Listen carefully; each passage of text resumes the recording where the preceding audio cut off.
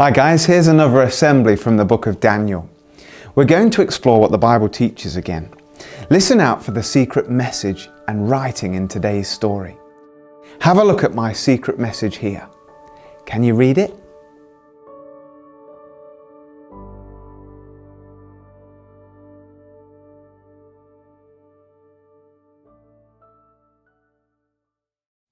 Wait till the end and I'll show you what it says.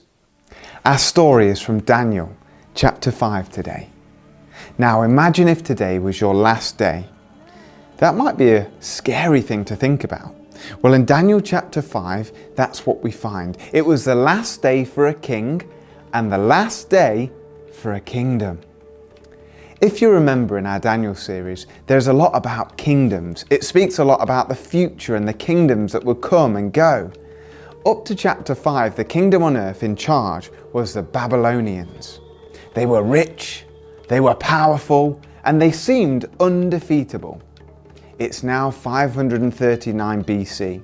Nearly 67 years have passed since Daniel was first brought to Babylon as a captive from Jerusalem. Now many years have passed and Nebuchadnezzar, that powerful king, had died. A new king was in place. He was Nebuchadnezzar's grandson, and his name? Belshazzar. This king had no regard for God like Nebuchadnezzar did toward the end of his life. Belshazzar worshipped gods that were made of stone and metals. One day, he organized a massive party. He invited all of his friends and family and 1,000 important nobles. They were partying and eating and drinking, and the king had an idea. Let's get those golden goblets that my granddad stole from the temple of that Hebrew god all those years ago. The king wanted to purposefully mock Daniel's God, the God of the Jews. He used their special goblets to toast and to praise his idols of gold, silver, bronze, iron, stone and wood. It looks like the problem of pride returned. Belshazzar didn't learn his granddad's lesson. As Belshazzar was praising the gods of gold and silver, it happened. Suddenly, by the lampstand on a plaster wall, a human hand appeared, and it began writing on the wall. Just a disconnected hand. It was like a horror movie.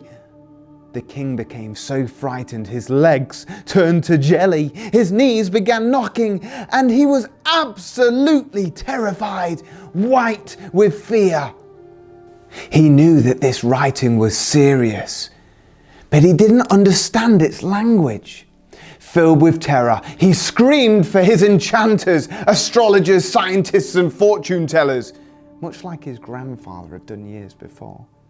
He asked all of these wise men what the meaning of the words were, and he said that whoever was to tell him the meaning would be dressed in royal robes and given a gold chain and would be made the third highest ruler in the kingdom. But when all the king's wise men came in, they couldn't read the writing on the wall. They didn't understand what it meant. They too were frightened by what had happened. There was only one man in the kingdom of Babylon that could help. You know who it is, don't you? The king's mother hurried to the banqueting hall when she heard what was happening. She could have possibly been King Nebuchadnezzar's daughter. She would have remembered all that had happened to her father and how Daniel had helped him all those years ago. She rushed into the hall and said to Belshazzar, "Long live the king! Don't be so pale and frightened. There is a man in your kingdom, a man whom King Nebuchadnezzar put over all the other wise men in Babylon. He has an exceptional ability of understanding what no other can. Call for Daniel. He will tell you what the writing means." So Daniel was brought in front of the king. Daniel was an old man now. He'd been forgotten for some time. "Are you Daniel?" the king asked. "One of the foreigners brought from Judah by King Nebuchadnezzar? I hear you can interpret dreams and solve mysteries. None of my wise men can tell me the meaning of this writing.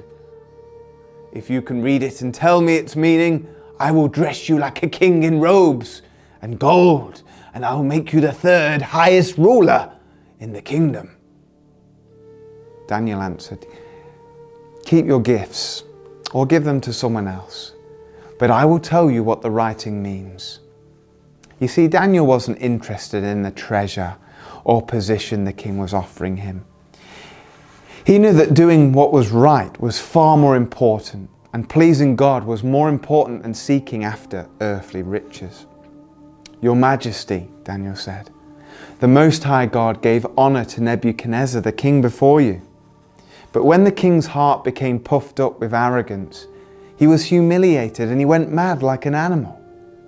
Daniel reminded Belshazzar what had happened to Nebuchadnezzar, and then he told Belshazzar that he had made the same mistake now. He had proudly been rude to the God of heaven by mocking him using the cups stolen from his temple in Judah and using them to worship his idols. Daniel said, "God has sent this message for you, king. The writing says, Mene, Mene, Tekel and Parsin. This is what the message means. Mene means numbered. God has numbered your days, and the days of your reign has ended.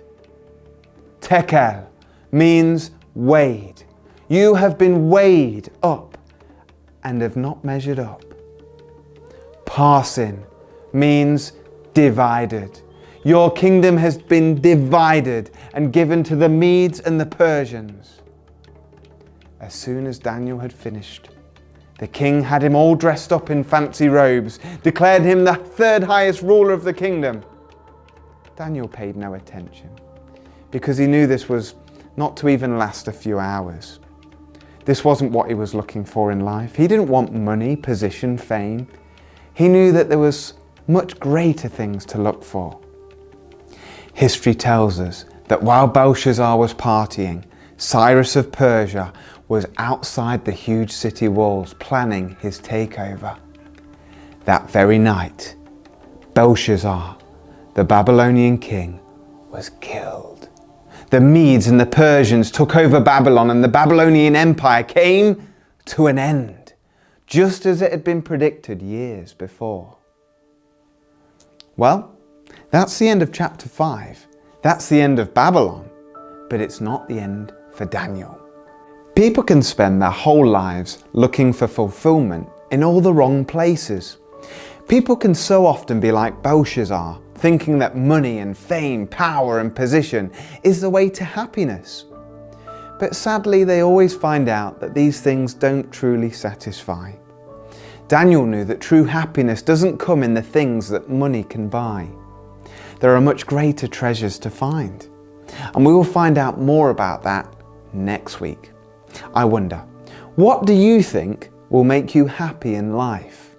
What is it that you want most? Well, that's it from me this week. But just before we go, here's the answer for the meaning of my secret message.